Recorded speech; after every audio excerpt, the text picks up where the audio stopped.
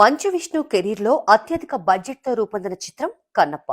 శివభక్తుడు కన్నప్ప కథతో రూపొందిన ఈ సినిమా పాన్ ఇండియా లెవెల్లో రిలీజ్ అయింది. జూన్ 27న విడుదలైన ఈ మూవీకి ఫస్ట్ షో నుంచే పాజిటివ్ టాక్ వచ్చింది. అయితే ఆ టాక్ కలెక్షన్లుగా మారడంలో కాస్త విఫలమైందనే చెప్పాలి. తెలుగులో మంచి టాక్ తెచ్చుకున్న పరభాషల్లో కన్నప్పకి పెద్దగా రెస్పాన్స్ లేదు. ఇప్పటి వరకు ticket booking platform book my షోలో కన్నప్పకి 5 లక్షల టికెట్లు అమ్ముడైనట్టు ప్రకటించింది టీం. అలాగే ఆన్లైన్ కంటే ఆఫ్లైన్ లో కన్నప్పకి ఎక్కువ టికెట్లు అమ్ముడవుతున్నాయని ఇప్పటికే చిత్ర బృందం తెలిపింది.